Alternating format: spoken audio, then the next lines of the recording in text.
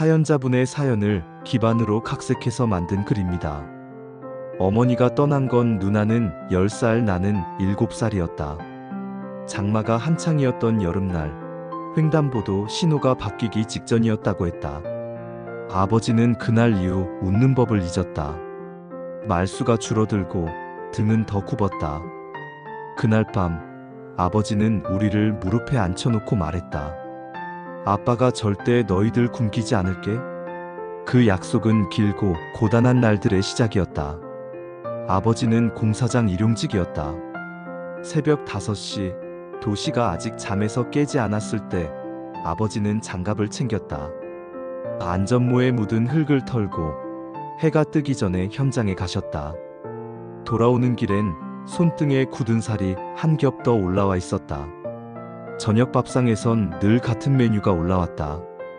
김치, 계란말이, 그리고 아버지의 말 한마디. 자, 얘들아 밥 먹자. 누나는 조용히 젓가락을 들었고 나는 밥알을 튕기며 투덜댔다. 누나는 과외를 받지 않아도 공부를 잘했다. 수학 문제를 풀다가 막히면 스스로 방법을 찾아냈고 국어 지문을 읽을 때면 지문 안에 숨은 의도를 읽어냈다. 학교에서 상장을 받아오면 아버지는 벽에 테이프로 상장을 붙였다. 누나는 상장보다 테이프 자국이 더 신경 쓰인다며 툴툴거렸지만 밤이 되면 몰래 그걸 한 번 더 쓸어보곤 했다. 반면 나는 매번 학교 뒤편에서 친구들과 수업을 땡땡이를 쳤었다.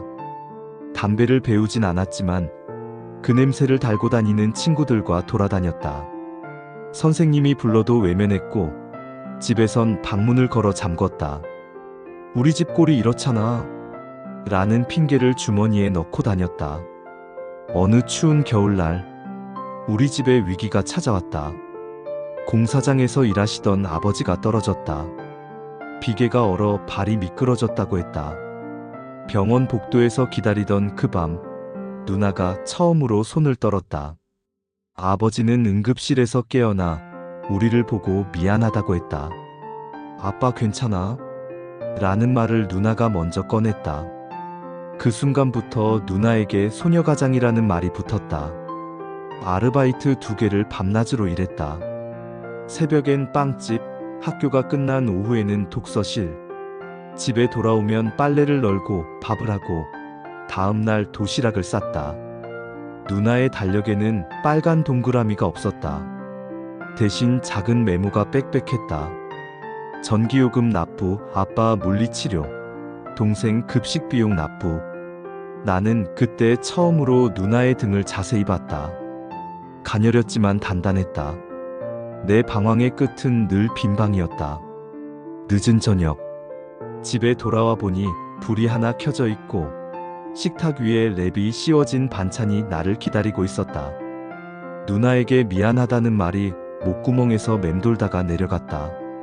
그날 밤 나는 누나가 적어놓은 메모지 한 장을 주었다. 만약을 대비해 동생이 아플 때 병원비. 누나는 그 돈을 어디서 마련했을까? 나는 그때 알았다. 내 핑계는 누군가의 피땀이었다는 걸. 다음 날 나는 친구들 모임에 나가지 않았다. 대신 아버지가 일하시던 현장 근처에서 박스 포장 아르바이트를 구했다. 무거운 박스를 들 때마다 아버지가 해마다 키우던 굳은 살이 떠올랐다. 저녁엔 누나가 하는 빵집에서 남은 빵을 몇 개 샀다.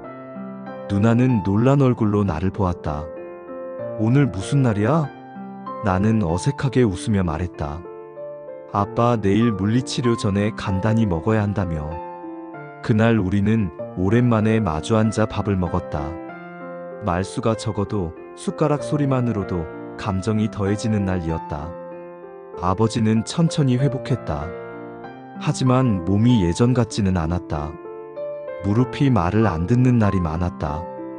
현장에 완전히 복귀하진 못했고 가끔 단기 일감이 들어오면 다녀오는 정도였다. 그 공백을 누나가 채웠다. 인서울도 가능했던 성적의 누나는 대학 대신 취업을 택했고 자격증을 따고 이력서를 수십 장 냈다. 면접에서 가장 존경하는 사람은 누구냐? 는 질문에 누나는 늘 같은 답을 했다. 저희 아버지입니다. 면접관 중 누군가는 고개를 끄덕였고 어떤 이는 습관처럼 웃었다. 하지만 누나는 흔들리지 않았다. 결국 누나는 네로라 하는 좋은 회사에 들어갔다. 첫 월급날 누나는 식탁 위에 흰 봉투를 올려두고 아버지에게 말했다. 아빠, 이제 우리 조금 덜 걱정하면서 살아요. 아버지는 봉투를 열지 않고 말했다. 너 사고 싶은 거 사고 너 먹는 거나 늘려라. 누나는 웃었다. 그날 이후 우리 집엔 식탁 의자가 하나 더 놓였다. 누나가 퇴근해서 늦게 들어와도 우리는 의자를 건드리지 않았다. 누나가 앉을 자리는 남겨둬야 했다. 나는 그렇게 천천히 마음을 잡았다. 무작정 나를 끌어당기던 친구들과는 자연스럽게 거리가 생겼다. 아버지의 허리 보호대를 접어 서랍에 넣고 물리치료 일정표를 냉장고에 붙이는 일을 내가 맡았다. 누나는 더 늦게까지 일했고 나는 집안일과 배달 일을 번갈아 했다. 아버지는 때때로 말을 아꼈다. 고맙다. 그 한마디에 여러 겹의 계절이 들어있었다. 시간은 우리를 어른으로 만들었다. 누나는 승진했고 월급 명세서의 숫자가 조금씩 올라갔다. 그 숫자만큼 누나의 책임도 커졌다. 집세를 내고 공과금을 내고 아버지 약값을 챙기고 내 등록금을 보탰다. 누나의 결혼은 늘 뒤로 밀렸다. 누나 친구들이 하나둘 웨딩 사진을 올릴 때 누나는 그 사진 아래 축하해 라고 댓글을 달았다. 아버지는 그 댓글을 볼 줄 몰랐지만 누나가 휴대폰을 내려놓을 때의 숨을 보면 알 수 있었다. 너도 너만의 시간이 있어야지. 아버지가 말하면 누나는 늘 웃으며 같은 대답을 했다. 조금만 더 있다가요. 나는 직장을 잡았다. 배운 게 많지는 않았지만 손으로 하는 일은 자신이 있었다. 아버지가 그러했듯 몸으로 버텨내는 일을 택했다. 월급이 들어오면 가끔 누나에게 저녁을 샀다. 아버지는 밖에서 사 먹는 밥을 어색해했지만 우리와 함께라면 잘 드셨다. 그렇게 몇 해가 더 흘렀고 나는 결혼도 했다. 아이가 태어났을 때 아버지는 울었다. 내 어깨 위에 올려진 작은 손을 보며 손가락이 참 길다라고 했다. 누나는 조카를 안고 오래 걸었다. 집안 공기가 다르게 숨쉬기 시작했다. 그러나 시간은 야속하게 흘러갔다. 아버지는 전보다 더 자주 힘들어하셨다. 나이가 드신 게지. 점점 약봉투가 늘어났고 병원 진료표가 달력을 가득 채웠다. 어느 날 아버지는 TV를 끄고 우리를 불렀다. 아빠 욕심 하나만 말해도 될까? 목소리는 조용했지만 망설임이 없었다. 너희 누나 결혼식 보고 싶다. 그것만 보면. 그 뒤에 말은 삼켰다.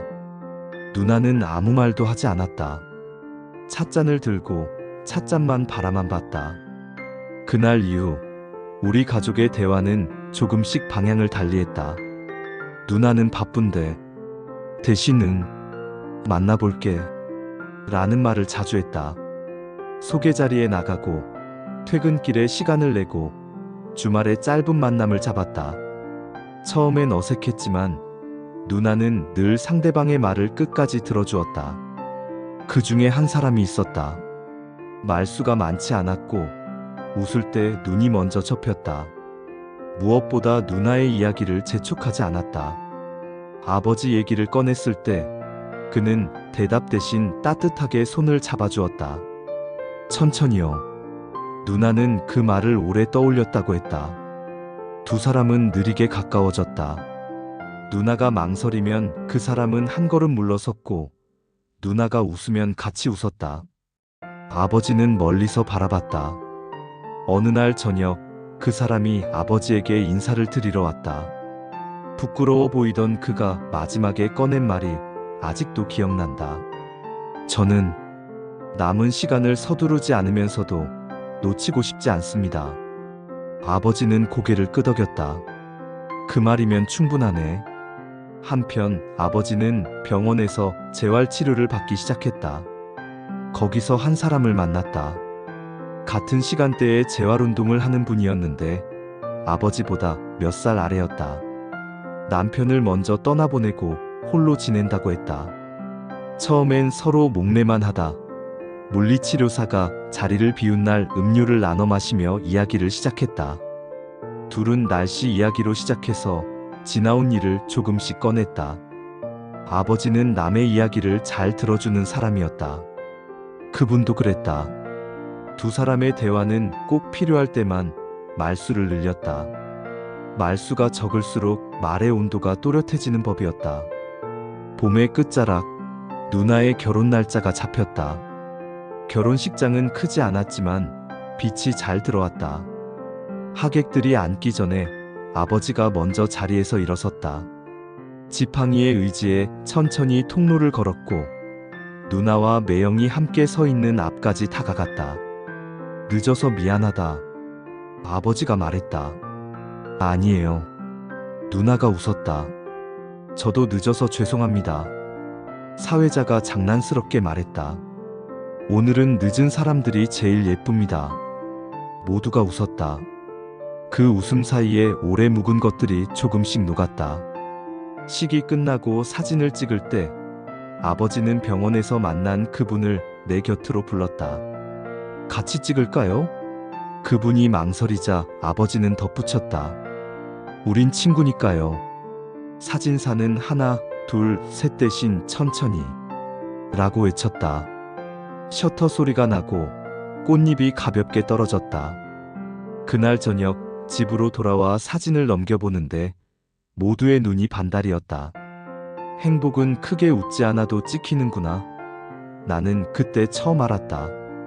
결혼 후 누나는 여전히 바빴지만 표정이 달라졌다. 웃음이 머물 곳을 찾은 얼굴. 매영은 휴일마다 아버지 병원에 같이 갔다. 의사에게 경과를 묻고 조심할 점을 메모하고 돌아오는 길에 시장에 들러 장을 봤다. 아버지는 종종 말했다. 우리 사위가 언제부터 이렇게 든든한 사람이 됐대? 우리는 웃었다. 웃을 일이 많아지면 집은 평화로워진다. 아버지와 아버지가 만나시는 분은 병원과 공원, 동네 식당에서 몇 번 더 만났다. 어느 날 그분이 말했다. 오늘은 제가 사겠습니다. 아버지는 고개를 저었다. 아닙니다. 다음번에 사주세요. 그 말이 다음번을 만든다. 두 사람은 연락처를 교환했다. 연락은 드물었지만 일정했다. 비 올 때 안부를 묻고 추울 때 목도리를 챙기고 힘든 날 서로에게 짧은 메시지를 보냈다. 오늘도 좋은 하루 되셨나요? 오늘은 비가 많이 오네요. 그런 말들이 더 가깝게 만들었다. 시간이 더 흘렀다. 우리 아이는 어린이집에서 돌아오면 할아버지 방으로 먼저 뛰어갔다. 아버지는 아들의 두 손을 잡고 동요를 불러주었다. 음이 조금 달라도 상관없었다. 음이 다르면 그만큼 기억이 오래간다. 어느 날 아들이 물었다. 할아버지, 결혼이 뭐예요? 아버지가 대답했다. 누군가의 하루에 우리 손자가 들어가는 거지. 아들은 고개를 끄덕였다. 그럼 나도 결혼할래요. 우리는 모두 웃었다. 계절이 바뀌고 아버지의 몸은 여전히 늙어갔다. 아버지는 누나의 결혼식을 보았고 손주의 첫걸음도 보았고 새 친구와 시간을 같이 보냈다. 아버지는 말씀하셨다. 나 나의 꿈 대부분을 다 봤다. 어느 날 저녁 아버지가 말했다. 나는 물었다. 그럼 이제는 뭐가 꿈이에요? 아버지는 창밖을 바라보았다. 바람이 커튼 끝을 건드렸다. 매일 너희가 오늘처럼 잘 먹는 것, 건강한 것. 그게 제일 큰 꿈이지. 소박하지만 가장 어려운 소원. 그러나 우리가 할 수 있는 소원. 가끔 어머니 생각을 한다. 어머니가 살아계셨다면 어땠을까? 아버지는 말한다. 네 엄마 덕에 너희가 여기 있잖아. 누나는 말한다. 나도 엄마처럼 살고 싶어. 나는 말한다. 나도 엄마처럼 내 아이에게 사랑을 주고 싶어. 사진 속 어머니는 변하지 않지만 어머니를 닮은 우리는 변한다. 변하고 변해서 어머니에게 조금씩 가까워진다. 그게 시간의 선물인지도 모른다. 어느 늦여름 저녁 마당에 작은 등을 켜졌다. 누나와 매형이 과일을 깎았고 아이는 비눗방울을 불었다. 아버지가 만나시는 새 친구분도 오셨다. 아버지는 의자에 앉아 등받이에 등을 기대고 하늘을 올려다봤다. 오늘따라 별이 많이 보였다. 올해는 별이 많다. 아버지가 말했다. 누나는 포크로 잘라둔 복숭아를 아버지 손에 쥐어드렸다. 복숭아가 달아요. 아버지는 한 입 베어 물더니 고개를 끄덕였다. 그러네. 참 달다. 우리는 나란히 앉아 달고 쉬고 약간은 짭짤한 밤 공기를 천천히 마셨다. 나는 그날 밤 일기를 썼다. 우리 집은 오래 돌고 돌아 여기까지 왔다고. 처음엔 누군가의 약속 하나로 시작했고 그 약속을 이어받아 다른 약속들을 만들었다고. 누나의 책임감, 아버지의 묵묵함, 내 뒤늦은 다짐, 그리고 새로 더해진 사람들의 다정함이 우리 가정을 다시 세웠다고. 이 집은 이제 더 이상 누군가의 어깨만으로 버티지 않는다고. 여러 개의 어깨가 조금씩 나눠들고 있다고. 아버지는 여전히 이른 아침에 눈을 뜬다. 현장 대신 화분에 물을 주고 계단 대신 아이의 장난감 차를 밀어준다. 누나는 출근길에 메시지를 보낸다. 자기야, 저녁은 내가 할게. 매형은 퇴근길에 시장에 들른다. 나는 주말마다 집의 작은 문제점을 수리한다. 방문이 잘 닫히게 경첩을 조이고 삐걱대던 의자 다리를 갈고 오래된 시계를 손봐 다시 똑딱거리게 만든다. 그 소리는 어릴 적 기억의 속도로 돌아간다. 어머니가 떠난 뒤 멈칫하던 시간, 아버지의 약속으로 이어진 시간, 누나가 붙잡아 늘려놓은 시간, 내가 뒤늦게 맞춘 시간. 그 모든 시간이 겹쳐서 지금의 소리가 났다. 해피엔딩이라는 말은 조금 쑥스럽다. 우리의 매일은 여전히 바쁘게 살고 있고 아침마다 교통체증에 시달리고 매일 저녁 장바구니는 무겁고 간혹 오는 병원 문자도 있다. 그런데도 우리는 안다. 해피엔딩은 마지막 장에 있는 게 아니라 매일의 문장 끝에 찍히는 작은 마침표라는 것을. 온 가족이 모여 밥을 먹고 서로 웃고 서로의 등에 손바닥을 잠깐 얹는 그 순간들. 그게 우리가 고른 엔딩이다. 그리고 내일도 똑같이 조금 다르게 그 엔딩을 다시 시작할 것이다. 좋아요, 구독, 알림 설정 부탁드립니다.